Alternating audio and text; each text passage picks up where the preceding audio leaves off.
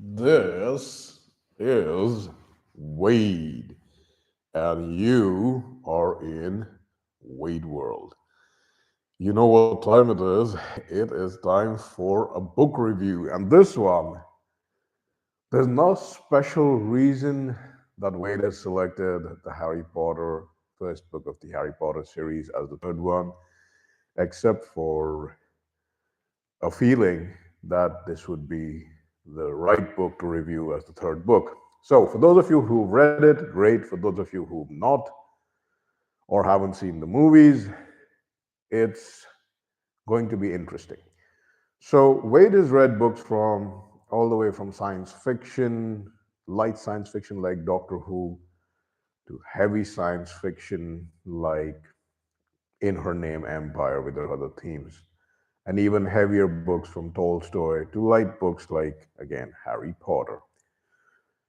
The thing that Harry Potter series gets with you is that it builds a simple and interesting world. So the first book is called Harry Potter and the Philosopher's Stone in the UK. And if you're American, it's called Harry Potter and the Sorcerer's Stone. Now, if you're not in the UK or the Americas, then whichever book you read, the title, those publishers basically are either British or American. And the book starts very simply with a little boy staying with his aunt in pretty terrible conditions, and he's an orphan. So, unlike most other books, it mixes the reality of the situation, which is pretty terrible, with some lightheartedness to get you involved in the story. So it catches you immediately. Not like The Lord of the Rings, from which there are definitely inspirations, regardless of what the writer says, but in a lighter way. So Harry Potter is like a lighter story of magician, lighter than Lord of the Rings, lighter than his Dark Materials, which is also a pretty good book. So we meet Harry. He's a scrawny 11-year-old living in a cupboard under the stairs. Pretty terrible life. He's got a bully for a cousin. His aunt and uncle dislike him, if not outright hate him, and they only took him in as an orphan after his parents were killed.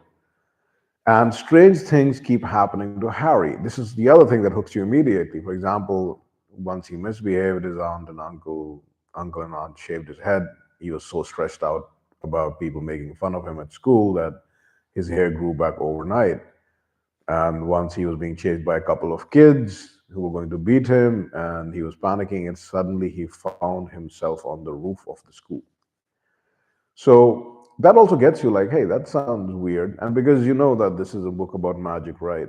The cover, you can judge a book by its cover. So the cover basically tells you there's magic in here. So if any other book you'd put down, you don't put this book down. And these things like you can't judge a book by its cover, these are all subversive nonsense books, beauty's in the eye of the beholder. These are people who want to create chaos. You can't judge a book by its cover. If someone, like they say, if there's something wrong with the face, they hate the human race. And the eyes, especially if they've got crazy eyes. Yeah. So as you keep on reading the book, right, it turns out that further strange things start happening. An owl delivers a letter to Harry, and Harry never gets any letter because his aunt and uncle pretend their best that he doesn't exist and also try to pretend their best to the outside world that he doesn't exist because they really, really dislike him. So nobody really knows about him, nobody really talks to him, and he has no friends. He's extremely discouraged from making friends or being social or making any sort of social life. So he starts to get these letters from many owls. So the first letter he gets, it's for him, and his uncle tears it up, and he's like, "Who's writing to you?" He reads the letter, and he gets upset about something, and he tears it up. Then another owl comes, and he tears it up. So now Harry is interested. He's like, "Who ever heard of a letter being delivered with owls? Like it's like pigeons and stuff from the old days." And as more and more letters keep coming, the same letter, more and more owls keep bringing them.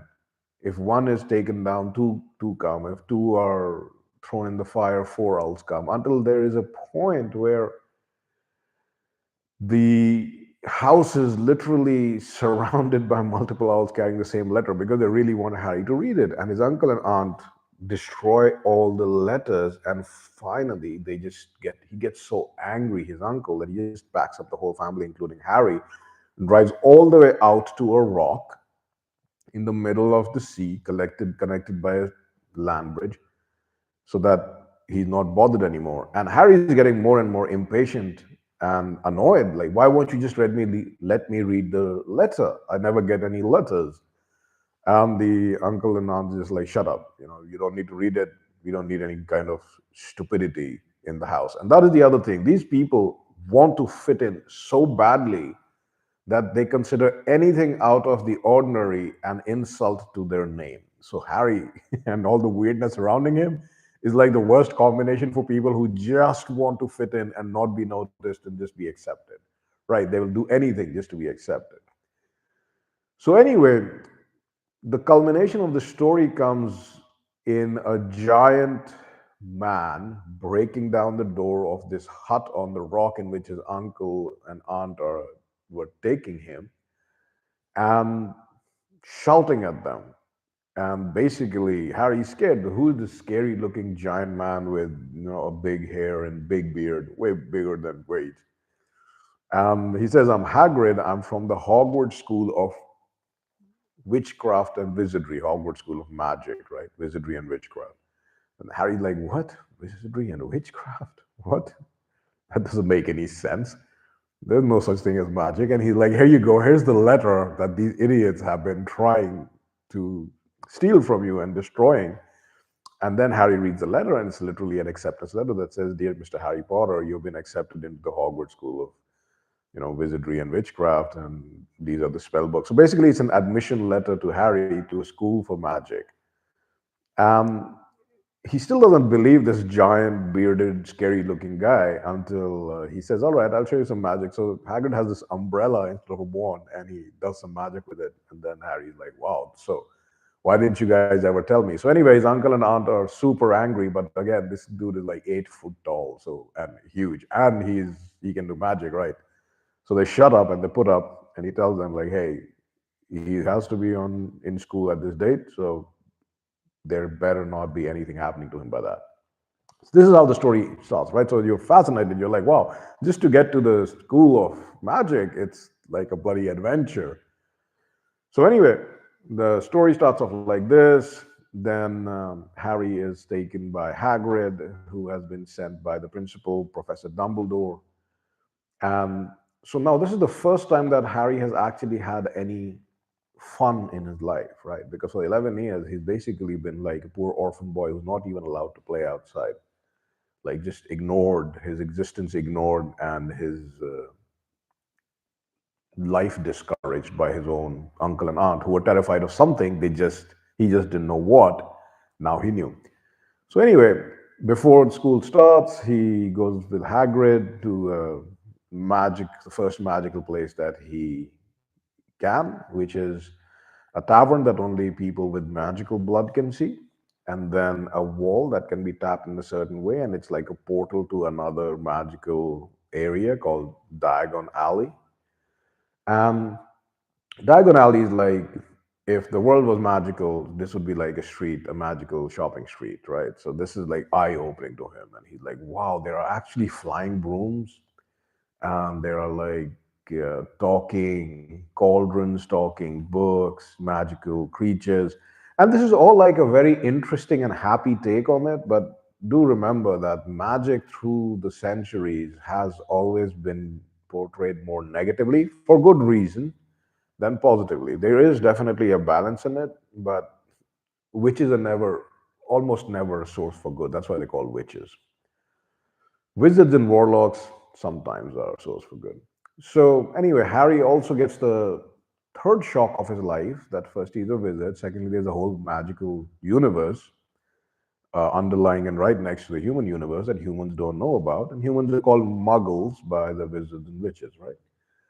And thirdly, so when he's going through Diagon Alley with Hagrid, he's happy that he's out, but he's like, I can't afford any of this. And Hagrid is like, actually, you can, and he takes him to this vault in a bank called Gringotts, which is run by goblins with hooked noses, and a fascinating reference there. And so he goes into his vault, and it's full of gold coins. And if you have a vault full of gold coins, like a small hill of gold coins, you're like basically a multi-millionaire. So gold coins, silver coins, bronze coins, that's the wizarding world. So good, not currency devaluation with infinite currency printing like banknotes we have, an electronic digital currency we have. Not cryptocurrency, but digital currency. So anyway, so Harry gets the third shock that not only is he a wizard, not only is there a whole magical reality parallel to the human world, but he's also rich. And fourthly, the biggest shock that he gets is he's mega famous. Like before, like his entire world was being ignored and bullied for being some scrawny little loser, and now everywhere he goes in this wizarding world, people are like Harry Potter, Harry Potter. Oh my God, Harry Potter, and he doesn't understand like why am I famous? And that is when he's told, like, wow, your aunt and uncle and aunt didn't really tell you anything, did they? And he was like, no. And he was telling, like, it's not a nice story, man. You're famous because your parents were murdered by the biggest threat, the biggest dark lord in the world, Voldemort. And people say you shouldn't say his name, so they say he who should not be named. So the dude realizes that his parents didn't die in a car accident. They were murdered by this evil wizard who was destroyed when he tried to kill Harry, and that is why he's famous. So bittersweet. And not only, so it's a bitter memory. Basically, he would take anything to get back his parents. The fame is useless. Useless is that is the price. So that's the fourth shock that he gets. So as he's getting adjusted to it, he gets his magical books, his robes. So this is very old school, right? Robes in school, magical books. He gets a bunch of gold coins, and then they tell him that to get to the magical school. So this world building, it appeals to people, and especially young kids, because it's very familiar. It's like you're going to school, you're going to buy things for school, you're going to get to school. If you study far away from home, you'll probably take a plane or a train if you're in the UK. And so this just sprinkles magic in there, right? So it makes the whole process more interesting than I have to go back to school now, buy the books, get the uniform.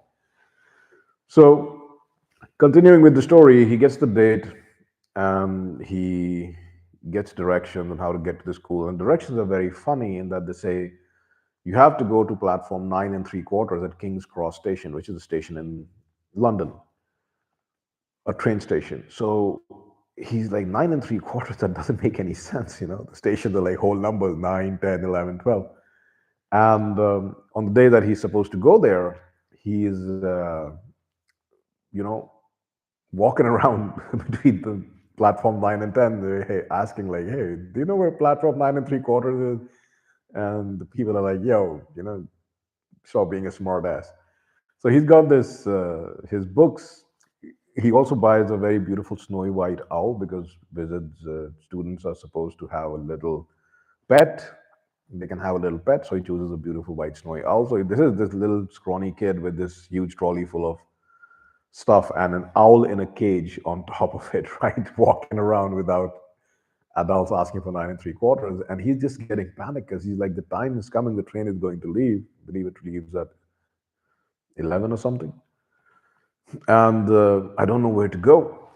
And then he sees like other people who are definitely, now that he can see that there's a wizarding world, he sees that these people are probably wizards and witches. They're not just weirdos dressed weirdly. They're walking towards the barrier between platform 9 and 10, and then they disappear. And so he's like, hey, wait a second. They're just walking towards the barrier and they disappear. And then somebody spots him and they're like, oh, are you new? Yes. And, oh, you don't have anybody to guide you through? And he's like, no. And he's like, all right, all you do is you just run straight at this barrier, this wall. And you'll go through, only people with magical blood can go through. Anybody else, human beings who are not wizards, they'll just see a wall and touch the wall, they can't go through. So he's like, man, this is weird. If I go through this wall and it doesn't work for some reason, I'll just crash really badly into a wall, which does happen in another book. So he runs towards this wall, and surprise, surprise, he actually gets through it, right? That's surprise number five. Surprise number six, it's a beautiful big scarlet train called the Hogwarts Express that is picking him up. There's a lot of students, and now he really meets like, oh wow, this is like an not just like a shopping alley, but these are human beings. These are fathers, mothers, children, students, everybody, um, whole families of wizards and witches, and they're familiar scene sending the kids off to school. So he gets on the train. That's where he meets his friends. The first person he meets is a very snooty boy called Draco Malfoy, and Draco means dragon. So he's very blonde, blue-eyed, like royalty, and he's very snooty. And he immediately recognizing him, he's like, "Are you Harry Potter? Wow!" And he's like, "Yo, come sit with us." Um, I believe he meets Draco after he meets a poor boy called Ron Weasley. And the thing that rubs him off wrong is after he's already met Ron Weasley, who's, you know, pretty shocked that this is Harry Potter, but he's like a normal dude, likable guy. And Draco says, "Don't waste your time with losers like this. Come with me." And Harry Potter is like, "Dude, I was a loser my whole life. What the hell do you mean by that? You got to be polite." And he's like, "No, I'm fine." So immediately he establishes camaraderie with Ron Weasley, like a poor boy, and enmity with Draco Malfoy. These are all both visiting families, right? And Ron is a ginger, clumsy, but good-hearted, simple-minded soul. Third character enters is this snooty little girl. So she's born to human parents. She's also shocked that she's a witch, but she catches on pretty fast. She's very good at being book smart. Her name is Hermione. So he joins these two. And so Harry and Hermione they have a bond, right? Because they're both from a normal human world, and they're suddenly been told that they're wizards and witches. So they have a lot of things in common. And then Ron and Harry have something in common in that they're wizards and they're both from like poor background. They had a poor upbringing. So this is a nice undercurrent that is not really evident until you think about it.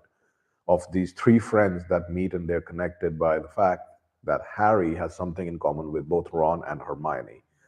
Ron is poor, from a poor background, has lived a hard life, and his family is still poor, wizards but poor. And Hermione is from a human background, and she's lived a normal life. So Harry is familiar with both situations.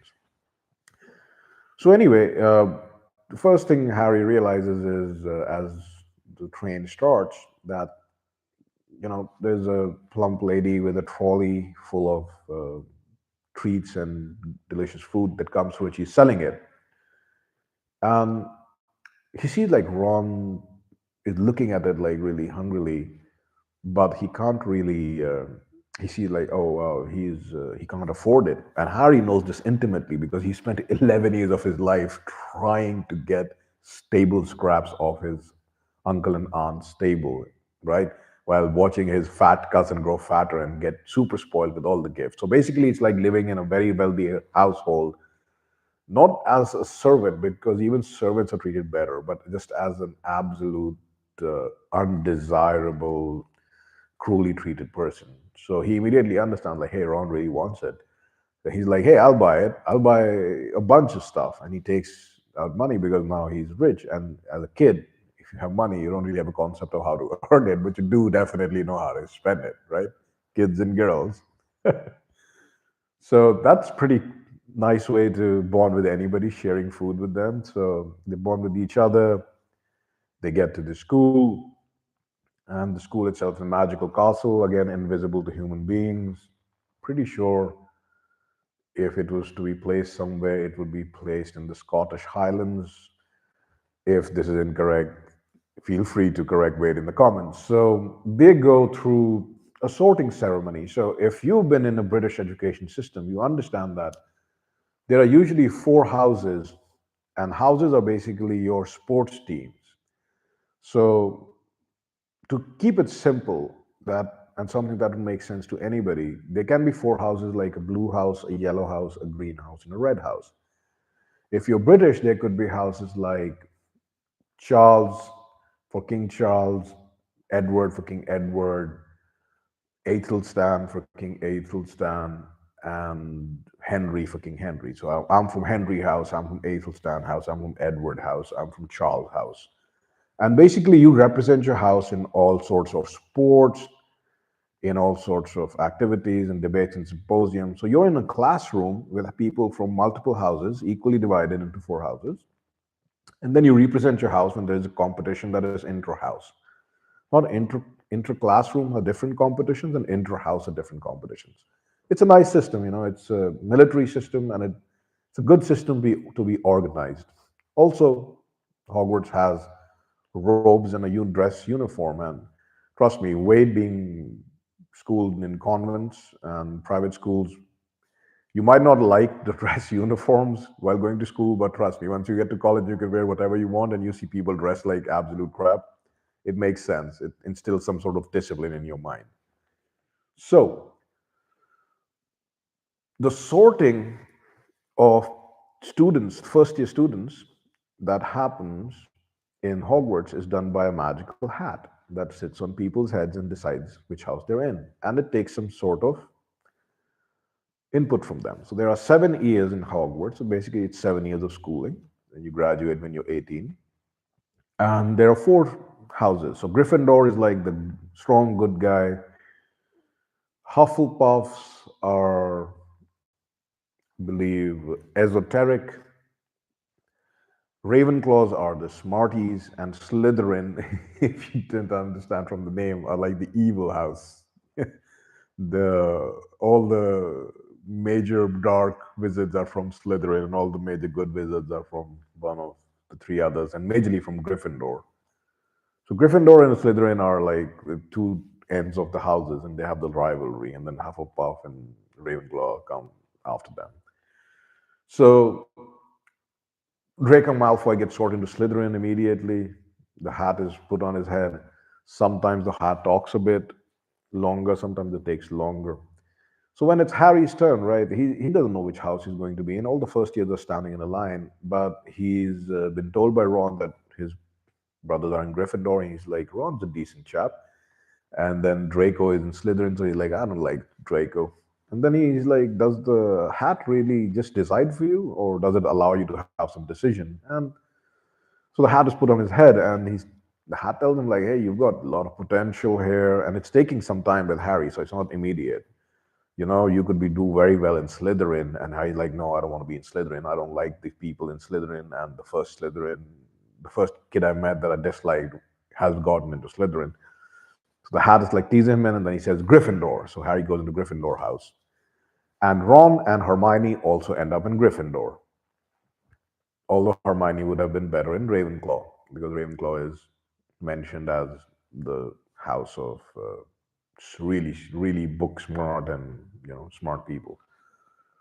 So anyway, this is how the friendship starts. They start attending classes. They have a bunch of teachers. Professor Dumbledore, he's very famous. He defeated the last Dark Wizard before the Dark Wizard that was destroyed, trying to kill Harry as a baby. So the wizard was trying to kill Harry when he was 1 year old, and trying to kill Harry after killing his parents. The moment he tried to kill Harry, the Dark Wizard was destroyed.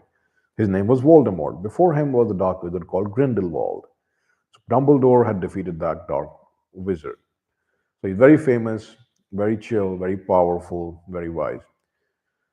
Then you've got Professor McGonagall. So this is, introducing the teachers. So if you go to a new school, this is very familiar to you, right? Professor McGonagall is this lady. She's older. She's very strict looking. Professor Snape is like this really strict teacher of potions. McGonagall is, I believe, transfiguration, so changing things into from one thing to another. There's a small dwarf teacher that is for charms or something. Then there's a new teacher for defense against the dark arts, which is basically self-defense classes against the dark arts. It's called Professor Quirrell. He wears a turban. And some other teachers. in herbology for herbs and magical plants and whatnot. And then Hagrid is the gamekeeper of Hogwarts. So basically, he's not allowed to do magic, it turns out, because of something that he did when he was 16 and he was expelled from Hogwarts. But he is on the grounds as a gamekeeper. So he basically takes care of the grounds, keeps everything organized, takes care of feeding the animals. And the grounds are humongous. This is a castle, right? And so it's surrounded by a forest, probably hundreds of acres of land, if not thousands of acres. So the classes begin. Harry's having a good time, and things start happening, and things start happening to students, and these things haven't happened for decades. So there's obviously a huge furor in the entire school because Harry Potter, the only wizard to have lived and destroyed Voldemort, is in school now. So everybody's like, oh my God, Harry Potter, he's here. And then Harry Potter is here, and suddenly things start going bad. A lot of bad things start happening. Harry also starts having some nightmares, probably hearing some things that maybe no one else can hear. Maybe in the first book or maybe in the later book. So, but anyway, this is the theme. And without going into spoilers for you, so the first year that Harry enters, while this world is being built and he's being trained and he's 11 and he's like just a kid, he comes face to face with another attempt to kill him by one of the teachers that is possessed by Voldemort. So Wade is going to leave you with the cliffhanger of what teacher this is, so you actually read the book, and it's fascinating. And because there are more books, so you know that the plans to kill Harry fail. But overall, as an introduction, it's a light reading book. It really gets you, especially if you are from a British, one of the British countries, or any of the places where the British education system is predominant, not the American education system, right? Or you're from private school, or you've been taught in convents or military schools. So all of this is very engaging to you because all the themes here, getting admittance into a nice school, shopping for books, shopping for uniforms, getting to the school. So most of you hopefully go to school nearby your parents, but definitely there are some elite private military schools that are boarding schools. So you have to send your kids there, and your kids spend the most of the year there, and then they come back for holidays. And those schools usually also start at 12 or 13 when your kid's bigger, is when you can send them there so they learn this. So all of these things that are familiar, and for most people, they're good memories, like good memories of school, good memories of friends, and good memories of winning in competitions and sports and being popular. Or even if not being popular, you have your own circle and you're chilling with them. And this is all mixed with magic, and funny magic, interesting magic, fun magic. So it's not like super complicated, esoteric magic. This is more like wave a wand, bam, something happens. Wave a wand, if not good at something, some accidents happen. For example, there are clumsy people in the stories. There's a guy called Neville Longbottom. It's a funny name. And it's an interesting, at the end of the series, it's an interesting story of this guy as well. And he's extremely clumsy. He's from a pure blood wizard family. His parents were also tortured to madness by one of Voldemort's followers. And he's raised by his grandmother, who's very strict. Then we come to know about Draco Malfoy, and the Malfoys, who were very wealthy, very pure blood. Like they're all like white, blonde, and everything, which is good.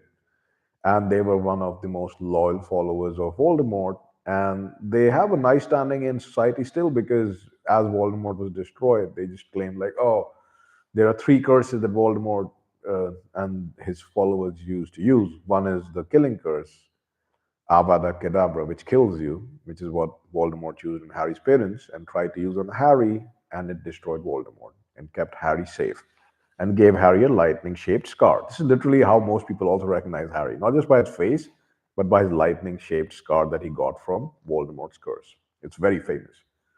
Then the second curse is crucio, which is a torture curse. So basically, it's horrible, horrible, horrifyingly painful.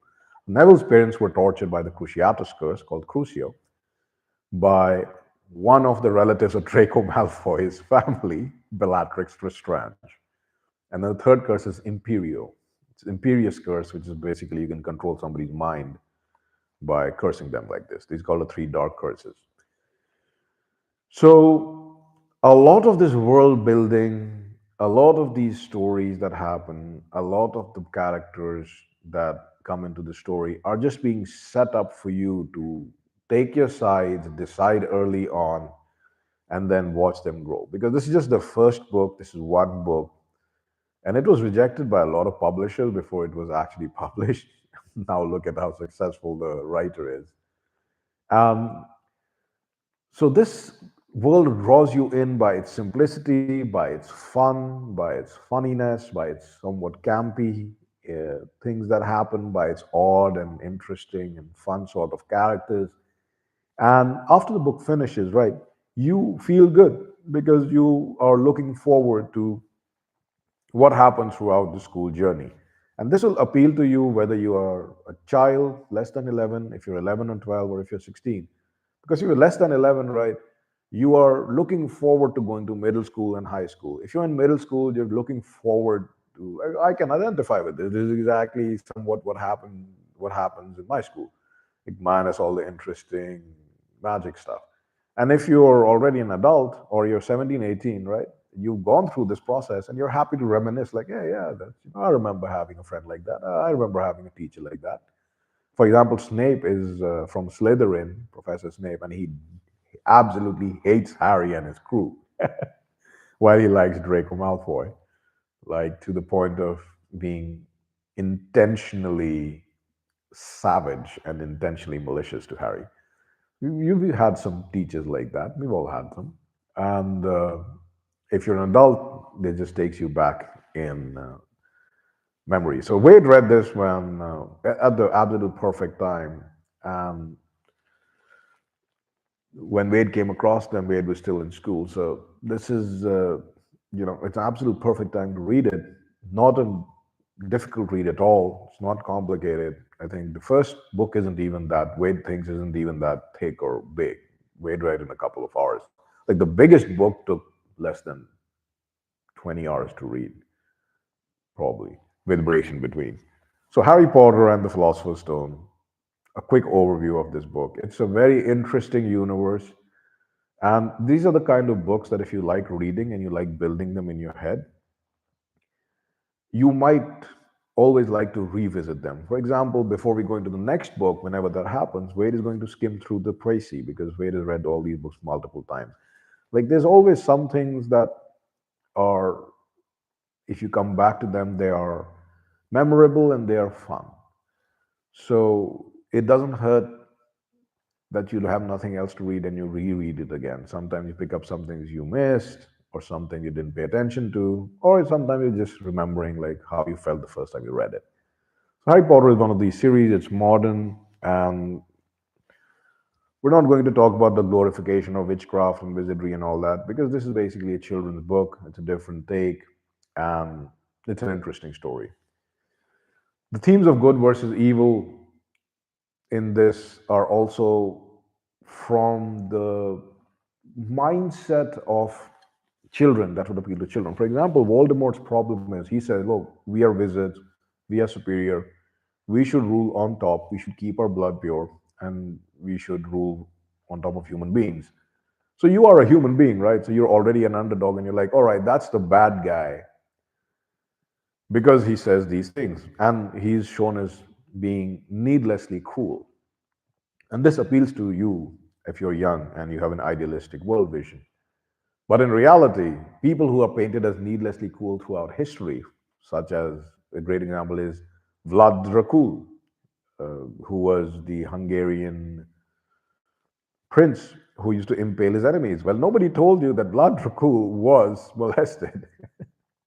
And terrible things were done to him as a little boy by the Ottoman Turks because he was sent to their court to keep his father in check. So when he started doing that back to them, he saved Christian Europe.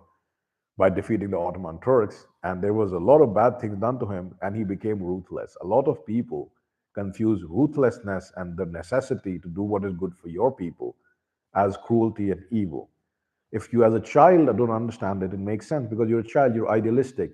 You have an ideal view of the world shaped by whatever education you've been getting, if it's not in accordance with the reality. But as you grow up, you realize, wow, reality, there's order and chaos, not good and evil, it's order and chaos, and balance is where we have to be. So, the themes of good and evil in this story, pretty simple to follow. You can empathize with Harry, you can dislike Voldemort, or on the flip side, if you're people who empathize with Voldemort and dislike Harry, that makes sense. So you can pick your side, build your world in your head, and it's nice, it's simple, it keeps you engaged. The year ends, and you're looking forward to what happens the next year because obviously this dude is a big deal, Voldemort, and this little kid is also a big deal because that guy makes him a big deal. So that is Harry Potter and the Philosopher's Stone. Hope you enjoyed this little review. And if you haven't read the book, read the book. The movies are good. It's got Daniel Radcliffe as Harry Potter, and he's Jewish. Didn't even know he was Jewish. Then Emma Watson as Hermione, and God, what's his name? Ron is so forgettable, but the dude is like actually funny. Anyway, another actor as Ron. You can probably just remember him. And the books are better. The movies are great. They definitely do justice for most of the books, but the books are better. So Wade encourages you to read them because, again, when you read books, you build that world in your mind, you use your imagination. What happens when you use your mind? It gets more efficient. You're not going to turn from a dullard into a genius, but you're going to turn into the best version of you that you can. So until next time, remember with this book, keep it cool, keep it smart, and as always, in Wayne World, enjoy.